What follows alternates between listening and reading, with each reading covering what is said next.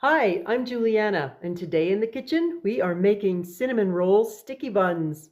I'm a bit of a foodie and I love a good experiment, so I tried and tested a whole bunch of different sticky bun recipes, and this one is the winner.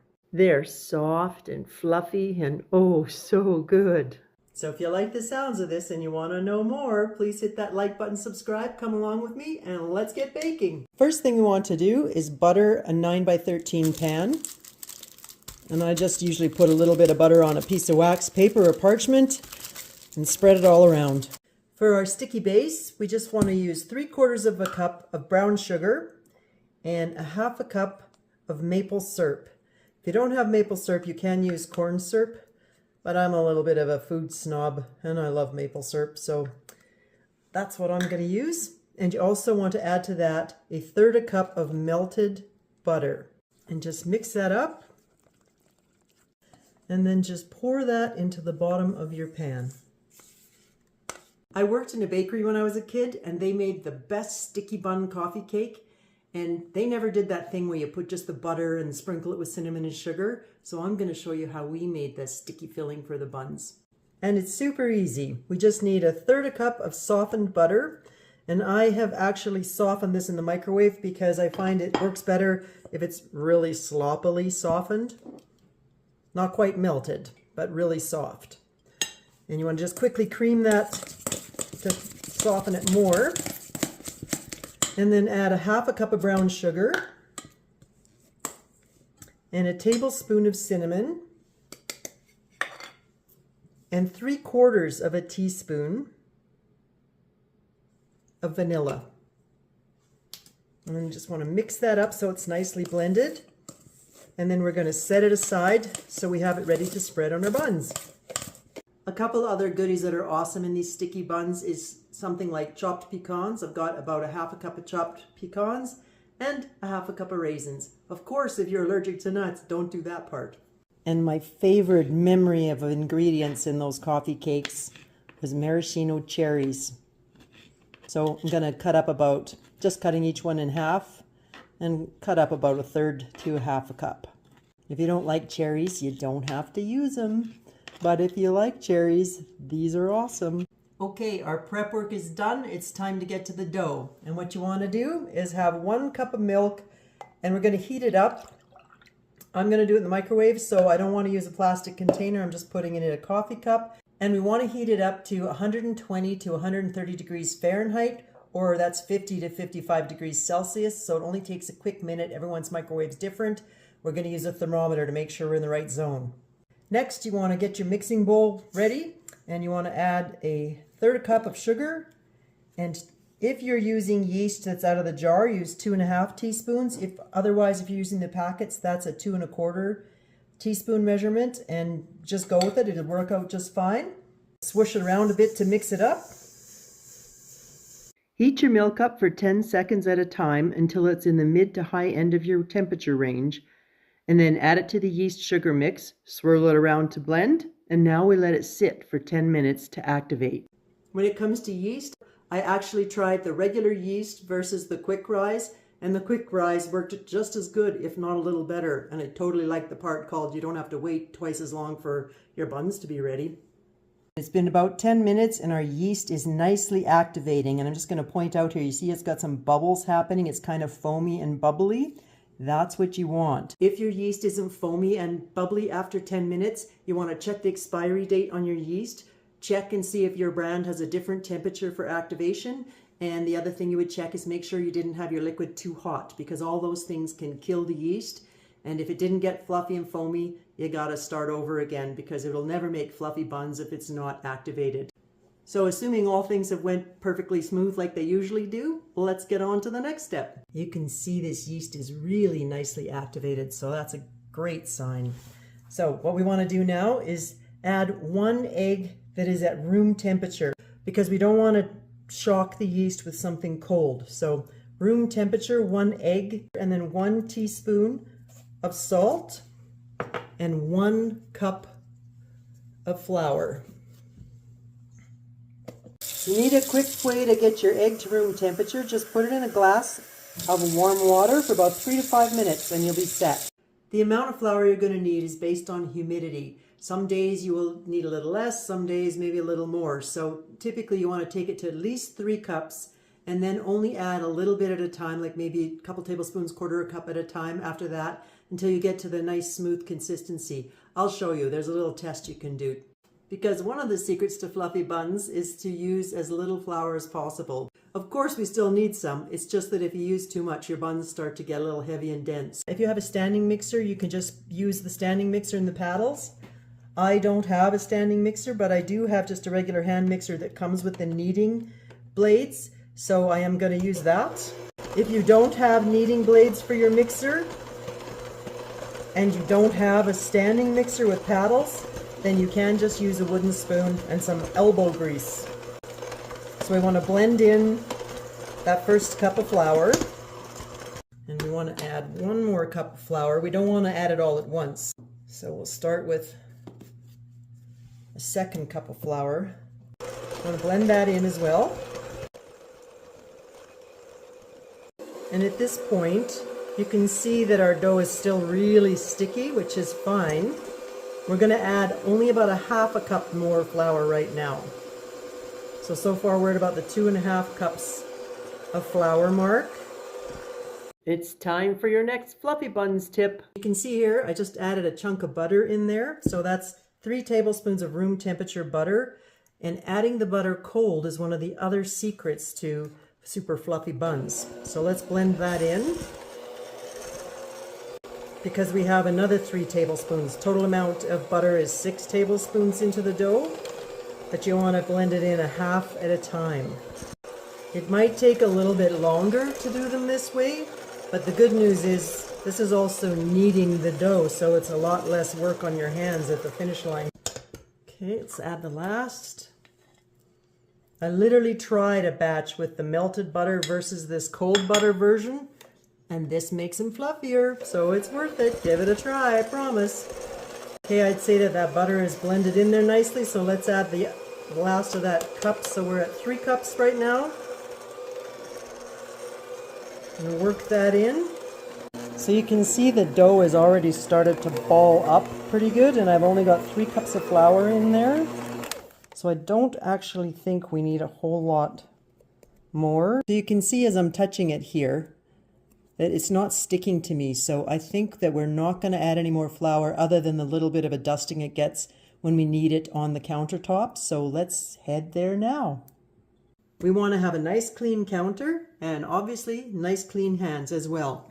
So you want to just lightly dust a little bit of flour there, and we're going to scrape out the dough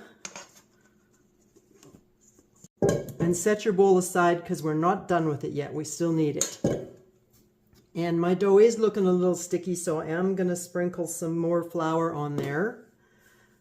But I would rather do it this way where you can feel it by hand. You only want to add enough flour so that it's not sticking to everything. The less flour you can use, the fluffier they will be. Most of the kneading was done by your mixer, so you only want to do a little bit of kneading by hand.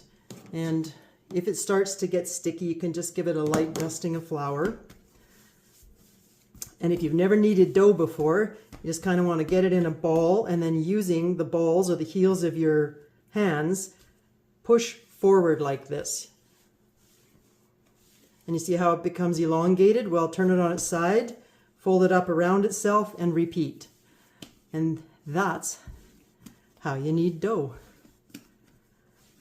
So you just want to knead it for maybe a minute or 2. You'll feel it, it's nice and elastic, and you can kind of see it's nice and elastic. And then what you want to do is form it into a ball, and I like to have some olive oil handy, or you can use butter too, some kind of oil, and just pour a little bit in the palm of your hand. And then we want to just rub it all around the ball. So you get to have a little fun. Toss the ball around.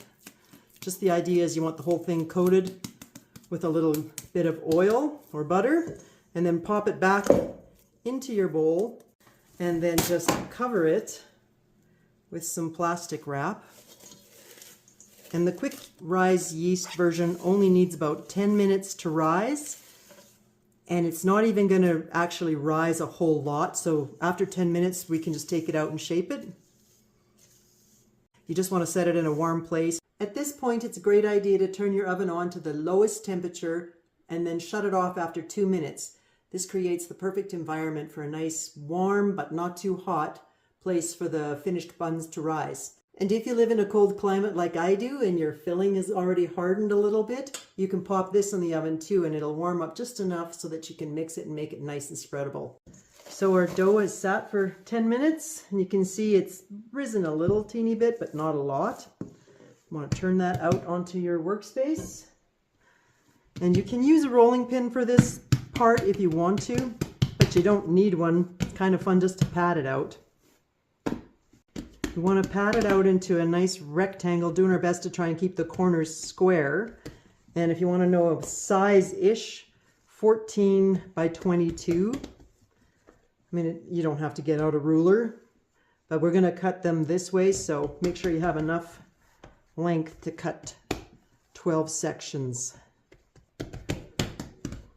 Now we want to just put our filling on the dough and spread it around. I like to use a spatula for this. You want to spread your butter sugar mixture as evenly as you can across all the dough, but you want to leave about a 1/2 inch, 1/4 inch lip on one side so that we can pinch it shut. Sprinkle it with whatever goodies you decided to put on them. Got our raisins on, we'll add some pecans. The final fancy touch, let's add some of those maraschino cherries. And now we just want to roll them up. So starting from the side where you had the sugar mix right to the edge and finishing on the end that we left a little bit uncovered. And you kind of just roll it, and as you're rolling it, you're kind of tucking the dough under on the front side. It doesn't have to be a perfect, exquisite. They all fluff up beautiful in the pan, you'll see. And then when you get to the last part, instead of rolling it over, pull this side up and give it a pinch. And then you won't lose any of your filling. Pinch it shut. I like to pinch the ends shut a little bit too. And then you can kind of just give it a gentle roll to smooth it.